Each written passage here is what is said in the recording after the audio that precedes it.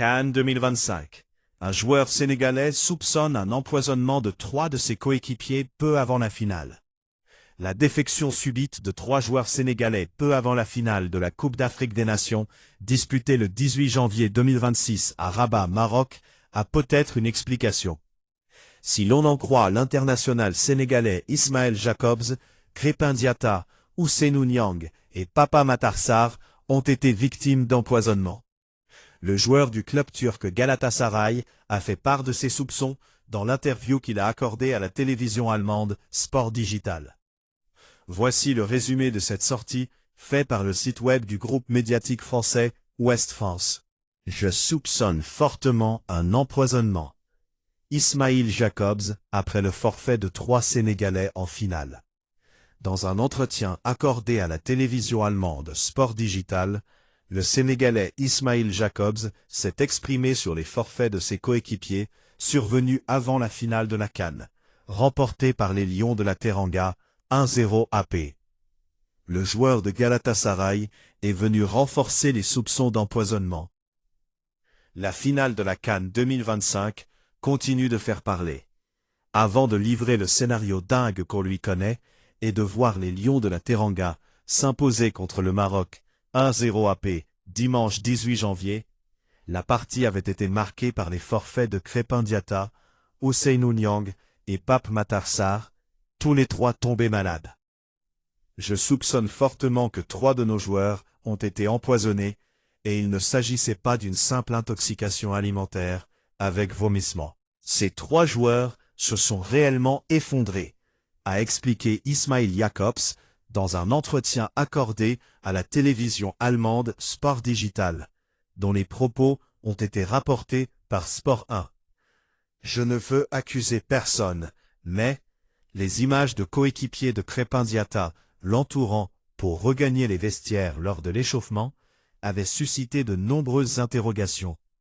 Ousseynou Niang avait lui aussi renoncé à disputer la finale, malade durant l'échauffement, et était imité par Pape Matar Sarr à la mi-temps.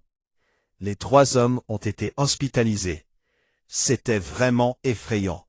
Je ne veux accuser personne, mais ce n'était certainement pas une coïncidence, appuie le joueur de Galatasaray. Le natif de Cologne a même donné des détails inquiétants. Ils étaient tous les 3 incapables de rentrer leur langue. Ils se sont effondrés, tandis que Crépin Diatta n'arrivait plus à redresser la tête. Selon lui, le Sénégal ferait partie des rares exceptions. Il n'y a pas un pays qui s'est opposé au Maroc comme le Sénégal l'a fait, s'est-il réjoui. Revenant sur l'organisation de la CAN 2025, Abdoulaye Fall a évoqué la polémique autour du choix du camp d'entraînement des Lions. Il affirme que la CAF et les autorités marocaines auraient tenté d'imposer à la sélection sénégalaise le complexe Mohamed VI. Quand Abdoulaye Sow m'en a informé, je lui ai dit clairement « On n'y va pas », a-t-il soutenu, estimant que ce centre, bien que moderne, exposerait excessivement l'équipe. Le président de la FSF a également dénoncé les conditions d'accueil de la délégation sénégalaise à Rabat, évoquant un manque d'encadrement sécuritaire. Il affirme avoir saisi sur place le président de la Fédération royale marocaine de football, Fawzi Lekja, ainsi que des responsables de la CAF.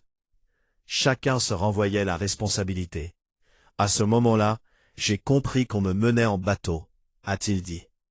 Abdoulaye Fall a par ailleurs soulevé des griefs liés à l'arbitrage de la finale, dénonçant le non-respect des délais réglementaires pour la désignation de l'arbitre. Nous n'avons été informés que la veille de la finale à 22 heures, alors que le règlement prévoit un délai permettant une éventuelle récusation, a-t-il expliqué, évoquant une manœuvre destinée à empêcher toute contestation.